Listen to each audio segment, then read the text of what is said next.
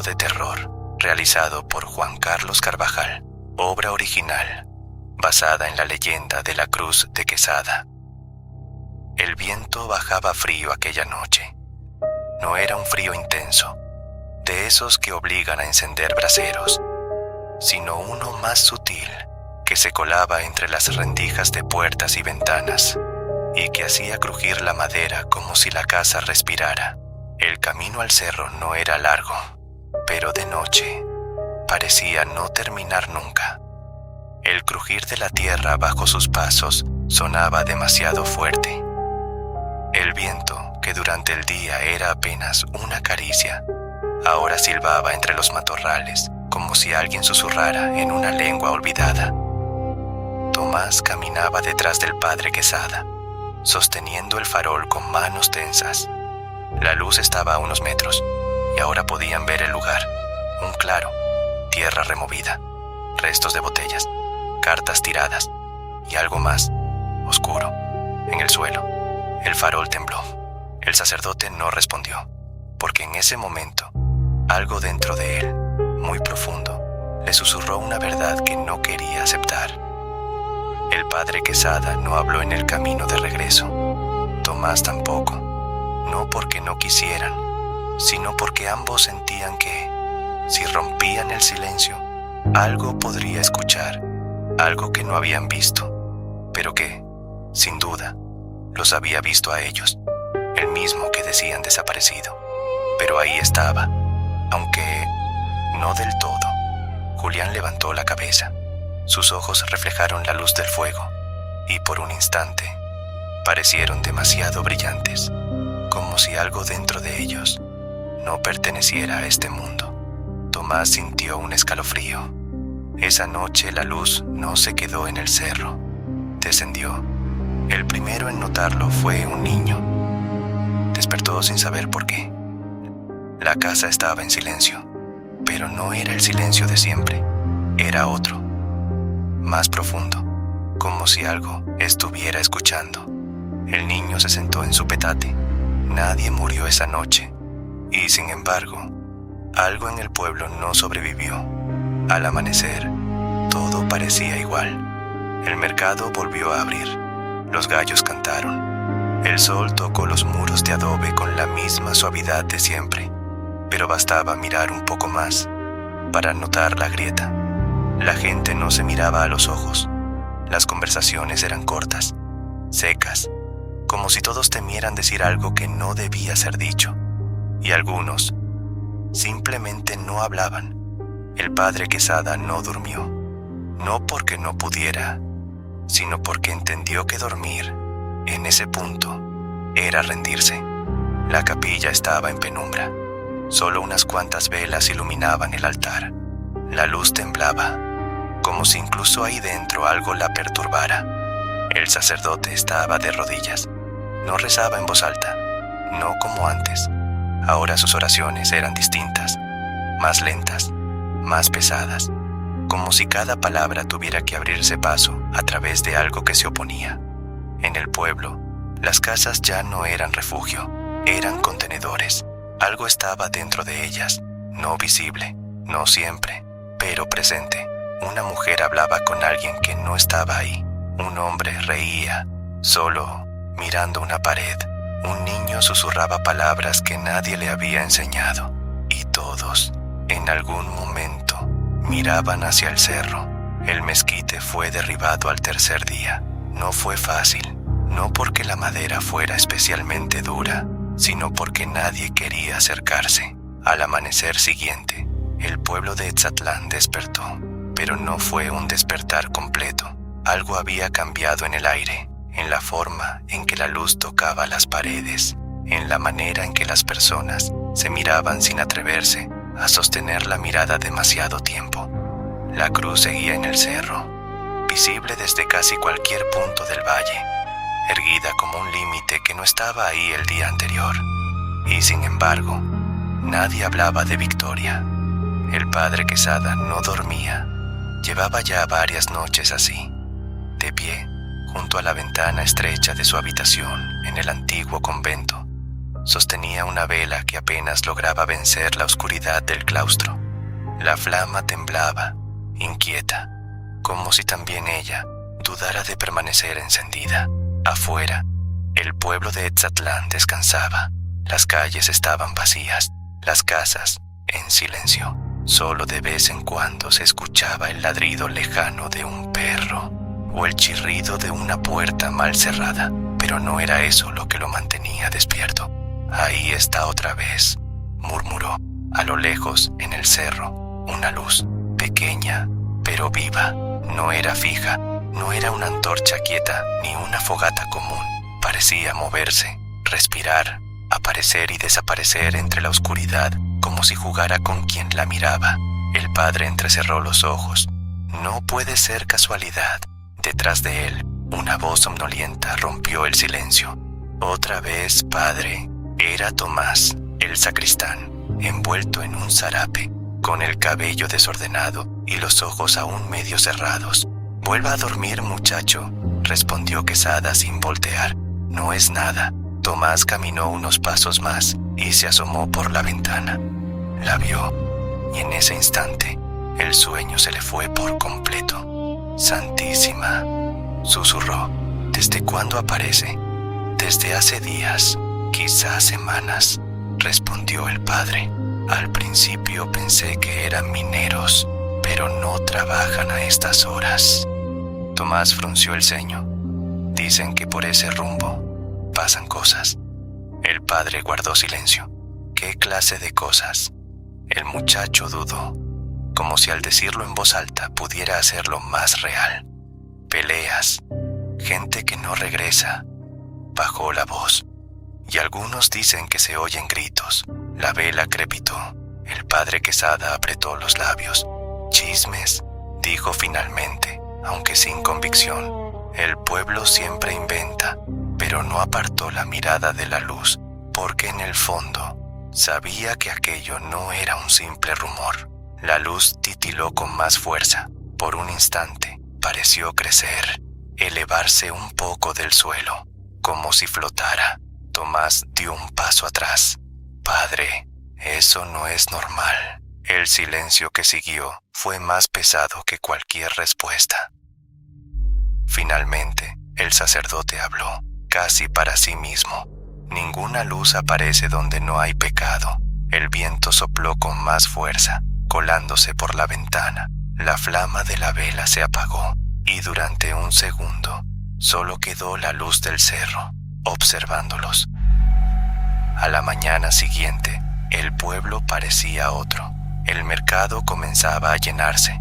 Las mujeres acomodaban frutas en canastas. Los hombres hablaban en voz baja, formando pequeños grupos, y todos miraban de vez en cuando hacia el mismo lugar, el cerro.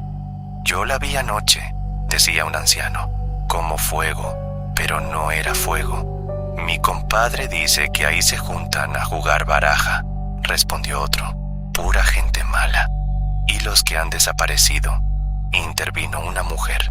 «También estaban jugando». El murmullo creció. El padre Quesada caminaba entre ellos, escuchando sin detenerse. «Padre», lo llamó una anciana.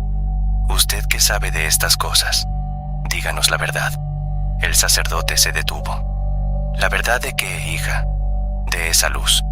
El silencio se hizo a su alrededor. El padre miró hacia el cerro. De día parecía inofensivo, quieto, incluso hermoso bajo el sol. Pero él ya lo había visto de noche, y eso cambiaba todo.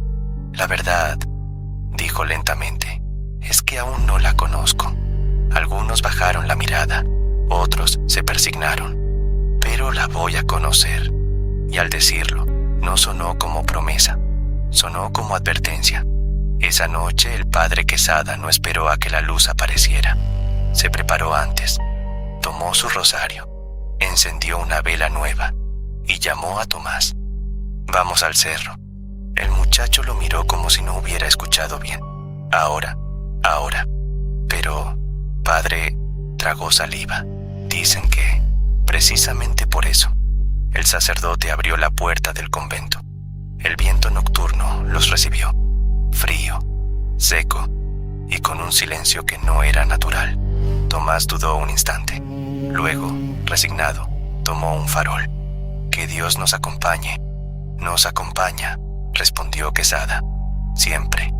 Pero al cruzar el umbral, por primera vez en muchos años, el padre no estaba completamente seguro de sus propias palabras. A lo lejos, la luz volvió a aparecer. «Padre», murmuró, «¿escucha eso?». El sacerdote no se detuvo. «Es el viento». Pero ambos sabían que no lo era, porque el sonido no era constante. Venía y se iba, como si algo respirara. Subieron un poco más. La luz, allá arriba, ya era más clara. No era una simple llama.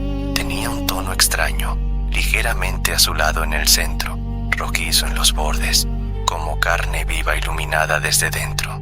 Tomás tragó saliva. «No me gusta eso». «A mí tampoco», respondió el padre, seco. «Pero no vinimos a que nos guste». El muchacho dudó. «¿Y si no es gente?». El padre se detuvo por primera vez. Giró apenas el rostro. «Entonces, más razón para estar aquí». Siguieron. El aire comenzó a cambiar. Más denso. Más pesado. Como si cada paso los metiera en un lugar donde el mundo ya no era del todo el mismo. Tomás sintió un escalofrío recorrerle la espalda. «Padre». «¿Qué?». «Huele raro». El sacerdote aspiró con cuidado y lo percibió. No era olor a tierra, ni a leña, ni a animales. Era algo más, algo viejo, húmedo, como si el suelo hubiera sido abierto y luego cerrado sin terminar de cicatrizar. El padre apretó el rosario. «No se separe de mí. No pienso hacerlo». Un sonido seco los hizo detenerse. Algo había pisado una rama, pero no fueron ellos. Tomás levantó el farol con mano temblorosa. «¿Quién anda ahí?», logró decir. Silencio. Luego, un murmullo. Voces muy bajas, demasiado bajas para distinguir palabras, pero suficientes para saber que no estaban solos. El padre avanzó un paso. «Salgan». Nada, solo el viento y esas voces que ahora parecían más cercanas. Tomás sintió que el estómago se le hacía un nudo. «Padre, vámonos». «No, eso es». Tomás no terminó la frase. El padre se acercó lentamente, se inclinó y entonces lo vio. Manchas, secas, pero demasiado oscuras para ser otra cosa. Sangre. El sacerdote cerró los ojos un instante. «Dios tenga misericordia». Un susurro surgió detrás de ellos. No como los anteriores. Este era distinto, más claro, más cercano. «No la tendrá». Tomás giró de golpe. ¿Quién dijo eso? El padre también se volvió. La luz cambió, se contrajo por un segundo y luego se expandió, como si reaccionara, como si escuchara. El aire se volvió más frío, no frío de noche, frío de ausencia, como si algo estuviera robando el calor del mundo. Las voces desaparecieron, pero en su lugar quedó otra cosa, un silencio absoluto, antinatural. Tomás abrió la boca para hablar, pero no salió ningún sonido. El padre sintió algo que no había sentido en años. No duda, no preocupación, miedo. Y entonces lo comprendió. Aquello no era un lugar donde la gente iba a pecar. Era un lugar que atraía el pecado. La luz latió una vez más fuerte, más viva, y por un instante, muy breve, casi imperceptible, la sombra que proyectó no correspondía a ninguna llama. Parecía otra cosa, algo que no debía tener forma. Tomás retrocedió. «Padre, eso no es fuego. Eso apenas estaba comenzando». A la mañana siguiente, el pueblo ya murmuraba, pero ahora no eran solo rumores, eran nombres. Fue Julián el que no volvió, y el compadre Anselmo tampoco se ha visto. Dicen que los vieron subir al cerro. El padre Quesada escuchaba desde el atrio, con los brazos cruzados, su mirada ya no era la de un hombre que duda, era la de alguien que ha confirmado algo y no le gusta lo que encontró. «Padre», dijo Tomás, acercándose, «los están buscando». «¿A quiénes?» «A los que faltan». El sacerdote asintió lentamente. «No los van a encontrar, al menos no como esperan». Tomás bajó la mirada. «¿Cree que lo de anoche?» El padre lo interrumpió con firmeza. «No creo, lo sé, esa misma tarde decidió volver, pero no solo». «¿Otra vez?», preguntó Tomás, casi en un susurro. «Sí, padre, anoche vimos el rastro», respondió Quesada. «Hoy vamos a ver a los hombres». Tomás dudó. «¿Y si no son hombres?». El padre lo miró fijo. «Entonces sabremos en qué se han convertido». Subieron antes de que cayera la noche por completo. El cielo aún conservaba un tono rojizo cuando llegaron cerca del claro, pero esta vez no hubo silencio. Se escuchaban voces, risas, el choque de botellas. Tomás se detuvo. «¿Escucha?». El padre asintió. «Sí», y avanzó. Se ocultaron entre unos arbustos. Desde ahí pudieron verlos. Eran 5, tal vez 6 hombres, sentados alrededor de una fogata.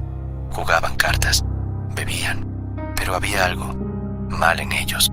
Sus movimientos eran bruscos, descoordinados, como si sus cuerpos no obedecieran del todo. Uno de ellos reía, pero su risa no sonaba humana. Era demasiado larga, demasiado hueca. «¿Los conoce?», susurró Tomás. El padre entrecerró los ojos. «Sí», señaló con la mirada. «Ese es Julián». «Padre, no está bien». «No», respondió Quesada en voz baja. «No lo está». Uno de los hombres lanzó una carta al suelo. «Otra vez», gruñó. «Otra vez perdí». «¿Por qué no sabes jugar?», respondió otro, con una sonrisa torcida. «Cállate». El ambiente cambió. La tensión se volvió espesa. Uno se levantó de golpe. «Te dije que no me hablaras así». «¿Y si lo hago?». El golpe fue seco, directo. El hombre cayó al suelo. Los demás no intervinieron, solo miraban, sonriendo, como si esperaran algo más. «Levántate», dijo el que había golpeado, pero no con enojo, con expectativa. El caído no se movió. Uno de los otros se inclinó, lo tocó y luego soltó una risa baja. «Ya no se levanta». Silencio. Luego todos rieron, no con sorpresa, no con miedo, sino con una calma insoportable. Tomás sintió que el estómago se le revolvía. «Padre, tenemos que irnos». Pero el padre no se movía, porque estaba mirando algo más. La luz no venía solo de la fogata. Detrás de ellos, en la oscuridad del claro, había otra, la misma de la noche anterior, pero ahora era más grande y no estaba quieta. Se desplazaba lentamente, como si rodeara el grupo, como si los observara. Uno de los hombres habló sin voltear. «Ya llegó». Los demás dejaron de reír. Sus rostros cambiaron. La alegría desapareció. En su lugar quedó algo más profundo, algo parecido a la devoción. Julián se puso de pie. Sus movimientos eran torpes, pero decididos. «Pensé que hoy no vendrías», dijo. La luz pulsó. Tomás apretó el brazo del padre. «Padre, ¿con quién están hablando?». El sacerdote no respondió, porque en ese momento entendió algo terrible. Ellos no estaban jugando, no estaban bebiendo, no estaban ahí por casualidad, estaban esperando. La luz avanzó un poco más y por primera vez proyectó sombras sobre los hombres, sombras que no coincidían con sus cuerpos. Eran más largas, más delgadas y parecían moverse por sí solas. El aire se volvió insoportable, pesado, irrespirable. Uno de los hombres cayó de rodillas. «Aquí estamos». Otro lo imitó, luego otro, uno a uno. Todos se arrodillaron. Julián sonrió, pero su sonrisa se abrió demasiado, más de lo que un rostro humano debería. «Toma lo que es tuyo». La luz se detuvo, y por un instante todo quedó en silencio. Un silencio tan profundo que parecía que el mundo había dejado de existir. Tomás temblaba. «Padre, vámonos, por favor». El padre Quesada retrocedió un paso, luego otro, sin hacer ruido, sin apartar la mirada, porque sabía que si aquello los veía, no saldrían de ahí. Y mientras descendían, lentamente, sintió algo en su espalda, no una mano, no un toque, sino una certeza, como si algo hubiera notado su presencia. Cuando finalmente estuvieron lejos, Tomás cayó de rodillas. ¿Qué era eso? El padre tardó en responder. Su voz salió baja, grave. «No lo sé, pero ya no son hombres». Levantó la mirada hacia el cerro. La luz seguía ahí, más intensa que nunca. «Y eso», añadió, «no es de Dios». Esa noche, el padre Quesada no rezó por las almas del pueblo, rezó por lo que estaba a punto de enfrentarse. Y por primera vez en su vida, no estaba seguro de que sus oraciones fueran suficientes. «Mamá». No hubo respuesta. Entonces vio la ventana. Una claridad tenue se filtraba por las rendijas. No era la luz de la luna, era más densa, como si tuviera peso.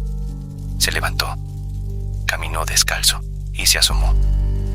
Lo que vio no supo cómo contarlo después, porque su mente no tenía palabras. En la calle había luz, pero no venía de ninguna antorcha, ni de ningún farol. Flotaba, se movía lentamente, como si buscara algo. El niño retrocedió, y en ese momento la luz se detuvo, como si lo hubiera sentido. En otra casa, una mujer comenzó a rezar sin saber por qué. Las palabras salían solas, rápidas, atropelladas. «Dios te salve María». Sus manos temblaban. El rosario se le resbalaba entre los dedos sudorosos. «Llena eres de gracia». Entonces, la vela frente a ella se apagó. De golpe, sin viento, sin razón, la mujer se quedó en la oscuridad. Y en esa oscuridad, escuchó algo. Un susurro, no en la habitación, dentro de su cabeza. No entendió las palabras, pero entendió la intención. Y eso fue peor. En el convento, el padre Quesada abrió los ojos de repente. El corazón le latía con fuerza. No había ruido, no había señal, pero lo supo. Ya está aquí. Se incorporó de golpe, tomó el rosario y salió al pasillo. «Tomás». El muchacho apareció casi al instante, como si tampoco hubiera dormido. «Padre, yo también lo sentí».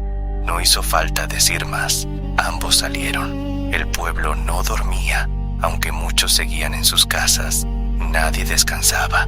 Había una inquietud que recorría las calles como un animal invisible. El padre avanzó, mirando, escuchando, sintiendo, y entonces la vio. La luz ya no estaba en el cerro, estaba ahí, en medio del pueblo, suspendida, viva, respirando. Tomás se aferró al farol. «No debería estar aquí». «No», respondió el padre, «no debería». La luz se movió, lenta, deliberadamente. Pasó frente a una casa, se detuvo, luego siguió, como si eligiera, como si reconociera. El padre apretó el rosario. «En el nombre de Dios», comenzó. La luz vibró, no con violencia, sino con algo más, como si reaccionara a una presencia inferior. Tomás dio un paso atrás. «Padre, no le está haciendo nada». El sacerdote continuó. «Te ordeno que te retires». La luz se detuvo por completo, y entonces, por primera vez, cambió, no en tamaño, no en forma, sino en algo más profundo. La claridad comenzó a oscurecerse desde el centro, como si algo estuviera emergiendo desde dentro. El aire se volvió frío, no frío de noche, frío de tumba. Tomás dejó caer el farol.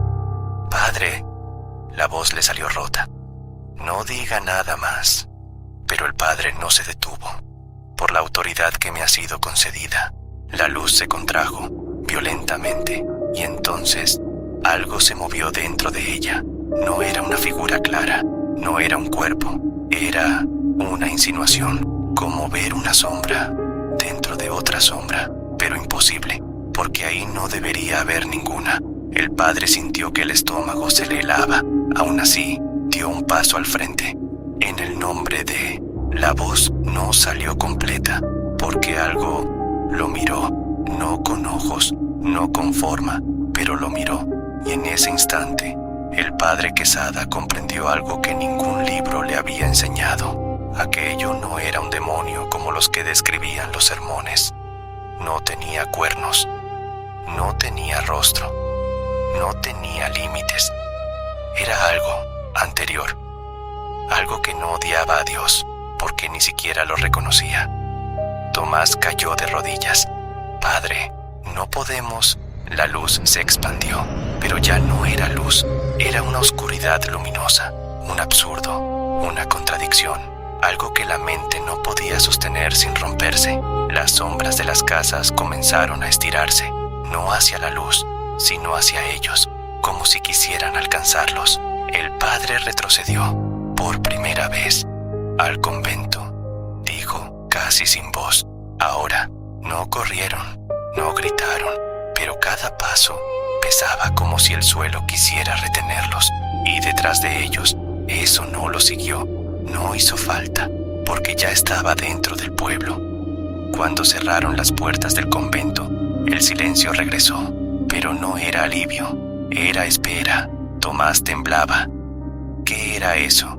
El padre no respondió de inmediato. Se sentó lentamente, como un hombre que ha envejecido años en una sola noche. Finalmente habló. No sé cómo llamarlo. Miró sus manos. Aún temblaban. Pero sé esto. Alzó la vista.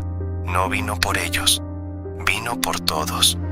A lo lejos, en alguna calle vacía, la luz volvió a moverse, lenta, paciente, como si tuviera todo el tiempo del mundo. Y quizá lo tenía. El primero fue Julián. Lo encontraron caminando por la calle principal, descalzo, cubierto de tierra seca, los ojos abiertos, demasiado abiertos. Julián, lo llamó una mujer. ¿Dónde estabas? Él se detuvo, giró lentamente, la miró, pero no respondió. No parecía reconocerla, ni siquiera parecía verla, solo fijarse, como si observara algo detrás de ella. ¿Estás bien?, insistió otro hombre. Julián sonrió, pero no fue una sonrisa humana, fue una imitación, mal hecha, forzada. Ya nos vio, susurró. Un silencio incómodo cayó sobre los presentes. ¿Quién?, preguntó alguien. Julián inclinó la cabeza, como si escuchara algo que los demás no podían. El que no tiene nombre. Y siguió caminando. Nadie lo detuvo. Ese mismo día, otros comenzaron a cambiar. No todos, no de golpe, pero sí lo suficiente. Una mujer dejó de rezar a la mitad de una oración. Un hombre olvidó el nombre de su propio hijo. Un anciano comenzó a hablar solo, pero no en español, ni en ninguna lengua conocida. En el convento, el padre Quesada escuchaba los reportes, uno tras otro, sin interrumpir, sin reaccionar, hasta que Tomás habló. Padre, esto ya no es miedo. El sacerdote asintió. No, es otra cosa. Se levantó, caminó lentamente hacia una mesa, abrió un viejo libro. Sus páginas estaban gastadas, marcadas, consultadas durante años, pero ahora parecían inútiles. He leído sobre posesiones, dijo, sobre tentaciones, sobre espíritus malignos. Pasó una página, luego otra, pero esto se detuvo. Esto no entra en ninguna de esas cosas. Tomás lo miró con angustia. Entonces, ¿qué hacemos? El padre no respondió de inmediato. Cerró el libro, con firmeza. Si no podemos entenderlo, dijo finalmente, tendremos que enfrentarlo. Esa noche, el pueblo no encendió muchas luces, no por falta de aceite, sino por miedo. La oscuridad parecía más segura que aquello que podía verse dentro de la luz. Julián regresó al cerro. No fue el único. Otros lo siguieron. Hombres, mujeres, incluso uno que apenas era un muchacho. Caminaban en silencio, como si respondieran a un llamado que no necesitaba palabras. El claro los recibió. La tierra seguía removida, oscura, húmeda, pero ahora no había fogata, no hacía falta. La luz ya estaba ahí, esperándolos, más grande, más intensa, pero también más definida, no en forma, sino en intención. Julián fue el primero en arrodillarse. Aquí estamos. Los demás lo imitaron, uno a uno. Sus rostros no mostraban emoción, ni miedo, ni duda, solo entrega. La luz descendió lentamente y al hacerlo, el aire comenzó a deformarse, no como un espejismo, sino como si el espacio mismo no supiera cómo sostener aquello. Uno de los presentes comenzó a llorar, no por tristeza, sino por dolor. Se llevó las manos al rostro. No puedo. Pero no se levantó. Nadie se levantó. La luz lo tocó, no con una mano, no con algo visible, pero lo tocó. Y entonces el hombre dejó de llorar, bajó las manos. Sus ojos ya no eran los mismos. En el pueblo, esa misma noche, el niño volvió a despertar, pero esta vez no se levantó, porque algo estaba en su cuarto. No lo veía, no completamente, pero sabía que estaba ahí. Lo sentía, en las paredes, en el aire, en su respiración. Cerró los ojos y entonces lo escuchó. No un susurro, no una voz, sino una idea, implantada, fría, perfecta. Ya te encontramos. En el convento, el padre Quesada cayó de rodillas. El rosario se le escapó de las manos. No, susurró. No aquí. Tomás corrió hacia él. ¿Qué pasa? El sacerdote levantó la mirada y en sus ojos había algo nuevo. No era miedo, era certeza. Ya no está buscando, ya eligió. En el cerro, la luz se elevó y por un instante, muy breve, lo que había dentro casi tomó forma, algo alargado, incorrecto, como si estuviera hecho de partes que no debían unirse. Algo que no caminaba, pero avanzaba. Algo que no miraba, pero sabía. Y en su cercanía, la realidad cedía. Y aunque nadie en el pueblo podía describirlo, todos comenzaron a entender lo mismo. Eso no vino a asustar, vino a quedarse. Líbranos del mal. El eco no regresó. Eso fue lo que más le inquietó. Siempre había eco, siempre. Se levantó, miró la cruz del altar. Por primera vez en años, no sintió consuelo inmediato, no porque hubiera perdido la fe, sino porque comprendió algo más difícil. La fe no siempre impide que algo entre. A veces, solo decide si puedes resistirlo. Tomás apareció en la puerta. Padre, su voz era baja, insegura. Ya comenzaron otra vez. El sacerdote no preguntó qué significaba. Ya lo sabía. El padre Quesada salió. No llevaba libros, no llevaba agua bendita, solo el rosario y una decisión. ¿A dónde vamos?, preguntó Tomás. A terminar esto. El viento era más fuerte que las noches anteriores. No soplaba en una sola dirección. Se movía en ráfagas erráticas, como si algo invisible lo agitara. El camino al cerro ya no parecía natural. Las piedras no estaban donde deberían. Los árboles parecían inclinarse ligeramente hacia el sendero. Tomás lo notó. Padre, no mires demasiado, respondió Quesada.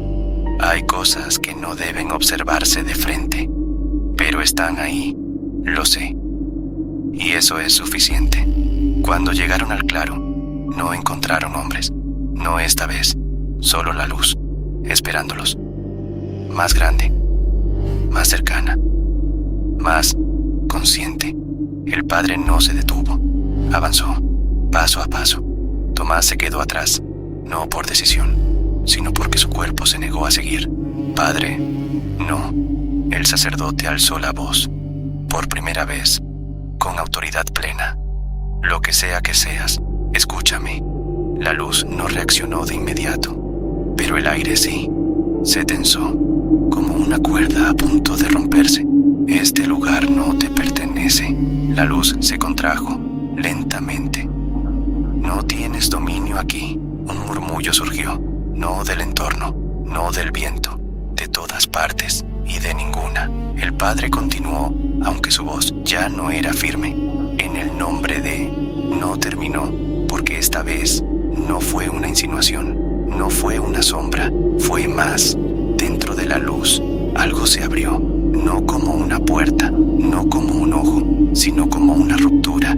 Y de esa ruptura, algo comenzó a emerger. No tenía forma completa, pero lo poco que se dejaba percibir era incorrecto, antinatural, como si estuviera hecho de segmentos que no encajaban entre sí, partes que se estiraban y luego se retraían, sin obedecer ninguna lógica. La superficie, si podía llamarse así, no era sólida, parecía fluctuar, como carne que no termina de existir.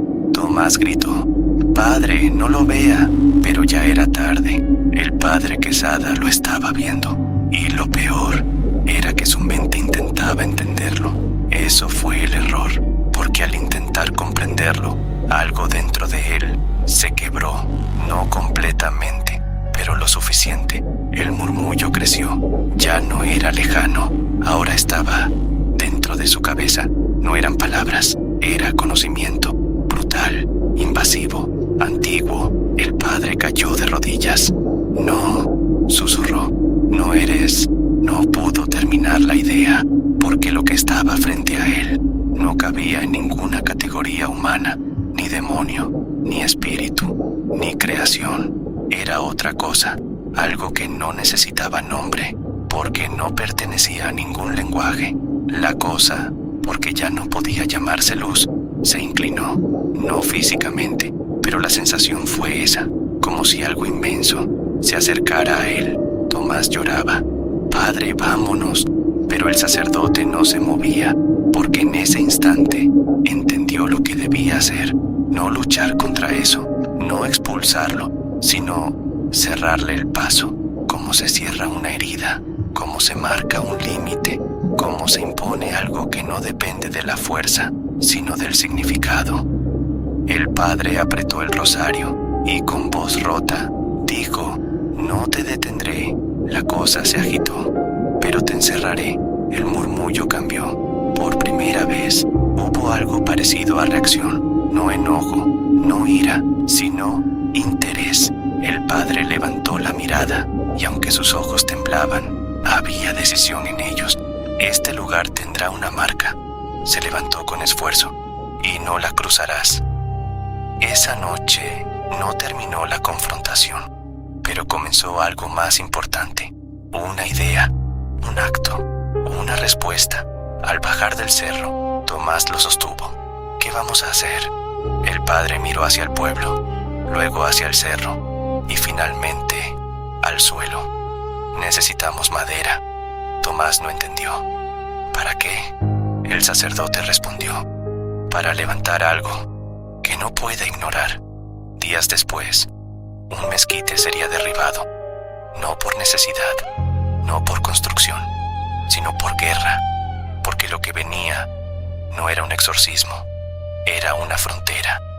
«Aquí era», dijo el padre Quesada, señalando el árbol, el mismo lugar donde habían encontrado las manchas, donde la tierra parecía haber sido removida demasiadas veces, donde el aire seguía oliendo a algo que no debía estar ahí.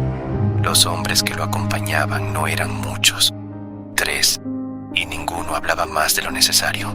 «Padre», dijo uno, con la voz baja, «¿está seguro?». El sacerdote no respondió de inmediato. Miró el mezquite. Sus ramas torcidas parecían extenderse como dedos retorcidos. «No», respondió finalmente, «pero lo vamos a hacer de todos modos». El primer golpe del hacha resonó demasiado fuerte, como si el cerro mismo lo escuchara. Los hombres se miraron entre sí. «Otra vez», ordenó el padre. La madera crujió, pero no como lo hace un árbol común. Fue un sonido húmedo, profundo, como si algo dentro del tronco se resistiera. Uno de los hombres se detuvo. «No me gusta eso». «Sigue», dijo el padre, golpe tras golpe. El mezquite comenzó a ceder, pero mientras caía, el viento cambió. No aumentó, no sopló más fuerte. Simplemente se volvió errático, como si evitara un punto específico, como si rodeara el árbol. Cuando finalmente cayó, no hubo eco, no hubo ese golpe seco contra la tierra, solo un sonido apagado, absorbido, como si el suelo lo hubiera recibido. Demasiado bien. Tomás se persignó. «Esto no está bien». El padre asintió. «Lo sé. Por eso es necesario». Esa misma noche comenzaron a trabajar la madera. No en el cerro, en el convento, bajo techo, bajo símbolos, bajo lo poco que aún parecía seguro. Las herramientas eran simples: cuchillas, formones, manos, pero cada corte costaba. La madera no cedía con facilidad, no como debería. A veces las herramientas resbalaban o se atascaban sin razón, y en más de una ocasión los hombres juraron haber escuchado algo, no en la habitación, sino en la madera misma, un murmullo suave, persistente, como si aquello que había estado en el cerro no se hubiera quedado allá del todo.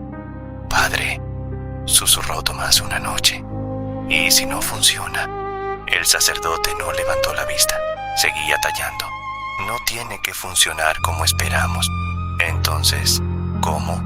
El padre se detuvo. Por primera vez. «Tiene que significar algo». Tomás frunció el ceño. «No entiendo». El sacerdote lo miró, cansado, pero firme. «Eso no entiende el bien ni el mal, pero reconoce límites». La cruz tomó forma, lenta, pesada, imperfecta, pero firme. Cada veta de la madera parecía torcida, como si hubiera crecido bajo una influencia equivocada, y aún así se mantenía unida. La noche antes de subirla al cerro, algo cambió. En el pueblo, los que habían sido tocados dejaron de disimular, caminaban de noche, se reunían, no hablaban entre ellos, pero se entendían. Sus ojos ya no eran del todo humanos. Julián fue el primero en llegar al claro. Se arrodilló, como siempre. Ya casi terminan. Los demás llegaron detrás, uno a uno, silenciosos. «No les gusta lo que estamos haciendo», susurró otro. La luz apareció, más violenta, más inestable. El aire alrededor se quebraba, literalmente, no como ilusión, sino como si el espacio se doblara. Julián levantó la mirada y sonrió. «Sí, ya sabemos». En el convento, el padre Quesada despertó de golpe. «No». Se levantó, miró la cruz, apoyada contra la pared, inmóvil, pero algo en ella no estaba igual. Se acercó, puso la mano sobre la madera y sintió una vibración, leve, pero constante, como un pulso. Tomás entró corriendo. «Padre». «Lo sé», respondió el sacerdote. «Ellos están afuera». Salieron y los vieron. No eran muchos, pero tampoco pocos. Hombres, mujeres, de pie frente al convento, mirando, sin parpadear, sin hablar, solo esperando. Tomás retrocedió. «Padre, no vienen a rezar». El sacerdote avanzó un paso. «No, vienen por esto». Miró la cruz, luego a ellos. «Y no se las voy a dar». Una mujer dio un paso al frente. Era la misma que había rezado días antes, pero ahora su voz no era suya. «No es tuya para marcar». El padre sintió el frío recorrerle la espalda. «No necesito que sea mía, solo necesito colocarla».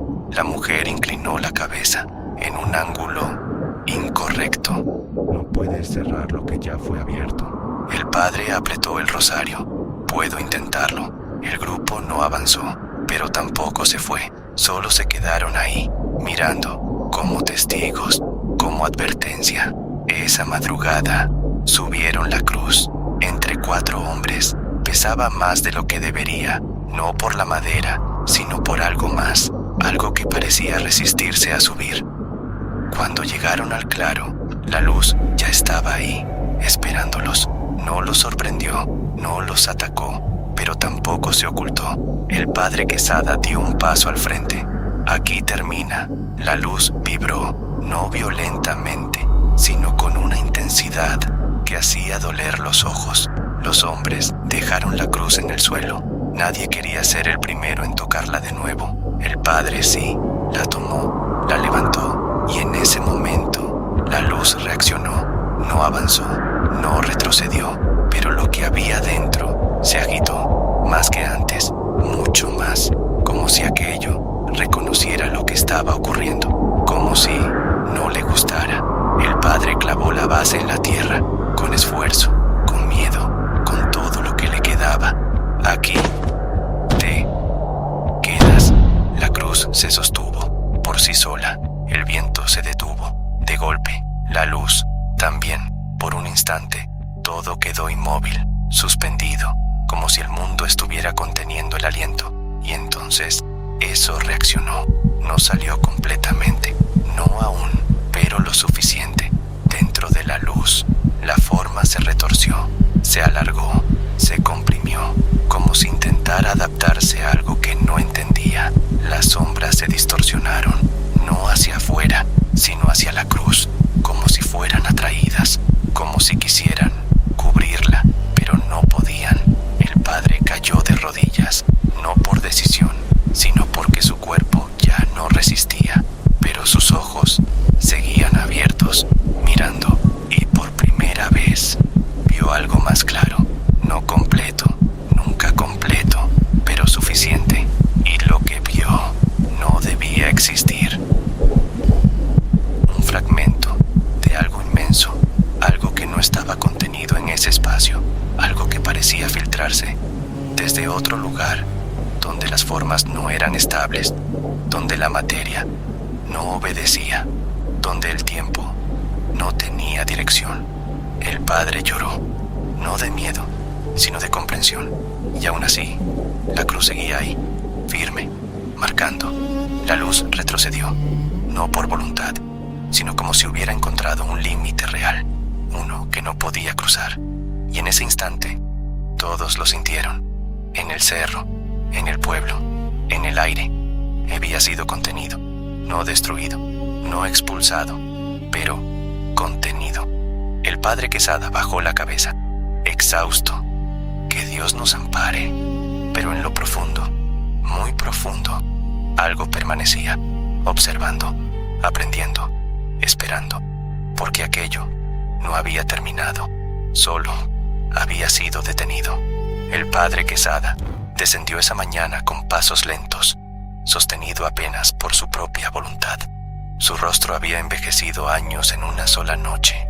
Tomás lo acompañaba en silencio, como si cualquier palabra pudiera deshacer lo poco que se había logrado. Cuando llegaron al pueblo, algunos se acercaron, pero no con alivio, sino con cautela, como quien se aproxima a alguien que ha visto algo que no debía ser visto. El sacerdote no ofreció explicaciones, solo dijo que no subieran al cerro, que evitaran el lugar, que mantuvieran sus hogares en oración. Pero incluso mientras hablaba, sabía que esas instrucciones eran insuficientes. Los días siguientes trajeron una calma extraña. Los que habían sido tocados ya no caminaban de noche, ni se reunían en el claro. Muchos de ellos parecían haber vuelto a sí mismos, aunque nunca del todo. Julián, por ejemplo, regresó a su casa, pero hablaba poco, y cuando lo hacía, era con frases incompletas, como si parte de su pensamiento se hubiera quedado en otro sitio. A veces se quedaba mirando hacia el cerro durante largos minutos, con una expresión vacía, y luego murmuraba cosas que nadie lograba entender. No era el único, había otros, dispersos por el pueblo, que compartían esa misma ausencia parcial, esa misma sensación de haber sido abiertos, y no completamente cerrados. La cruz, por su parte, comenzó a convertirse en algo más que un símbolo. Algunos subían durante el día, dejaban velas, rezaban, tocaban la madera como si quisieran asegurarse de que era real. Decían que ahí arriba el aire se sentía distinto, más pesado, pero también más quieto, como si algo estuviera contenido bajo la superficie. Nadie se quedaba mucho tiempo. Nadie quería estar ahí cuando el sol comenzaba a caer. El padre Quesada subió una vez más, solo, varios días después. No lo dijo a nadie. No buscaba comprobar nada, ni reforzar su fe. Subió porque había algo que no le permitía descansar. Una inquietud persistente que no se disipaba con rezos ni con silencio. Cuando llegó al claro, la cruz seguía en su sitio, firme, clavada en la tierra como una herida cerrada a la fuerza. Se acercó lentamente y puso la mano sobre la madera. Ya no vibraba como aquella noche, pero tampoco estaba completamente inerte. Había en ella una tensión sutil, como la de una cuerda que ha sido estirada demasiado y que aún conserva la memoria de esa fuerza. Miró alrededor. El claro parecía vacío, limpio incluso, como si nada hubiera ocurrido ahí. Pero el sacerdote sabía que esa apariencia era engañosa. Lo comprendió sin necesidad de verlo. Aquello no se había ido, solo había sido contenido, delimitado por un símbolo que, por razones que escapaban a su entendimiento, había logrado imponer una frontera, no una derrota, no una expulsión, sino un límite. Entonces lo sintió, no como antes, no con la violencia ni la presencia abrumadora de aquella noche, sino como una presión leve en el fondo de la mente, una idea que no era suya, una certeza que no había pensado. No hubo forma, ni luz, ni sombra visible, pero hubo algo peor, una conciencia, algo que estaba ahí, justo al otro lado de lo que la cruz marcaba, observando sin ojos, comprendiendo sin necesidad de lenguaje. El padre no intentó hablar, ni rezar, ni imponer nada. Permaneció en silencio, porque entendió que cualquier gesto de desafío sería inútil. En ese instante, comprendió la verdadera naturaleza de lo ocurrido. La cruz no había vencido nada, no había destruido, ni purificado, ni expulsado. Había hecho algo mucho más precario y, a la vez, más inquietante. Había señalado un límite que aquello, por ahora, no cruzaba. Decían que en ciertas noches, cuando el viento no sopla y el silencio se vuelve demasiado profundo, la cruz proyecta una sombra que no corresponde a su forma, una sombra alargada, irregular, que parece moverse por sí sola, incluso cuando no hay luz que la genere. Decían también que si uno se queda el tiempo suficiente mirando hacia el cerro, puede sentir algo, no en los ojos, sino en la mente, como si algo, desde el otro lado de esa frontera invisible, siguiera observando, no esperando, no acechando, simplemente presente.